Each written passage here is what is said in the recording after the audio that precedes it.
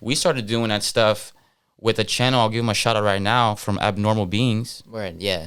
Beast. I'll put a link, or I'll put the link to the channel. But yeah, search Abnormal Beings. And this is when about 2 years ago I decided to get into calisthenics. And for those of you who don't know, essentially it's workout with the bar.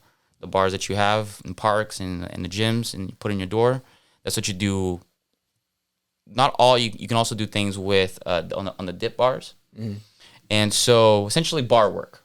Yeah, word. And it's like with all your body weight. Exactly. Yeah. Body weight. Now you can put more weight onto you, but nobody should start off like that. You should just do the basics by own body weight. Yeah. So this guy has fantastic HIIT workouts, 10-minute workouts. HIIT, high intensity. High intensity, HIIT. Yeah. High interval.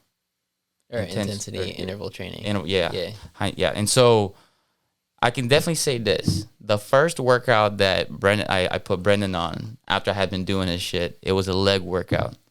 Oh, man. Sore for days. I literally could not.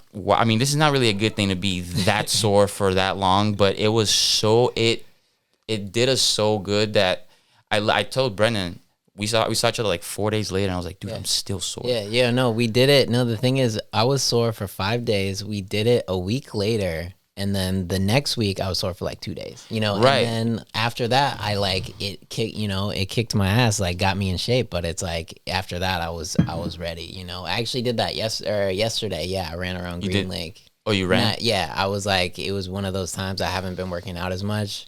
So yeah, I like ran around Green Lake, yeah, could feel it today. I went walking. I walked around Seward Park today, and I was thinking about walking around the whole thing. I was like, yeah, this is not a good idea. It's like I'm hella sore still. But do you ever take anything for pre-workouts or for post-workouts? Me personally, I actually, because I have such a sensitive digestive system, I've like really stayed away from like pre-workout stuff or like that probably would fuck you up. Yeah, like even like some protein powders and stuff mess me up. I'm allergic to casein, which is a milk protein, and so like usually if I'm like trying to get extra nutrients in, I'm like throwing some Cmos in a smoothie with some hemp seeds and like pumpkin seeds and Cmos, huh? Yeah, Cmos. Actually, it's got 92 out of like the 108 minerals that your body needs to survive, and it's like ton of fiber, ton of trace minerals, ton of vitamins. It's like one of the healthiest things you can eat. Actually, I have a recipe for how to make Cmos Gel in my cookbook. It's super easy. You just soak Cmos in water for 4 hours and then blend it with filtered water. There you have it, guys. But I also, in my cookbook, I basically use it as an optional ingredient whenever I'm cooking. I just throw some extra in there to get extra nutrients. And yeah, it's like stuff like that. I'm really all about. You'll have to make me one. Yeah, it's super nutrient dense. Like, I mean, I'm not gonna lie, I'm the smoothie king. My smoothies are pretty next level. Yeah. There's a reason they call them the Brazuca Special. Yeah, word. Yeah, it's funny because your smoothies actually taste hella good, and they're there's like peanut butter, there's like hella protein and stuff in there. Caroline, my girlfriend makes smoothies that are like super healthy, and so it's like she'll make a smoothie, and I'm like, yes, smoothie, and I'm expecting like a Lucas smoothie, and she'll it's funny, like, and I'm not talking shit at all. She'll co-sign on this. But I'll taste it and be like, oh yeah, it's a Caroline smoothie. And then it's funny, she was like, oh yeah, I should have told you. And I was like, I know. Is it because I think she'll put like one date in there or maybe two, but that's all the sweetener, And no, you gotta balance it out. Spinach and for hemp seeds and all types of like greens. And yeah.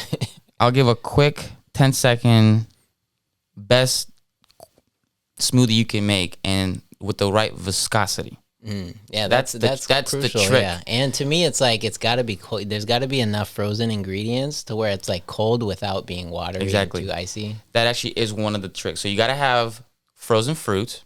Not all of it, but the majority of the fruit needs to be frozen. You want to have the baseline of your fruit to be bananas.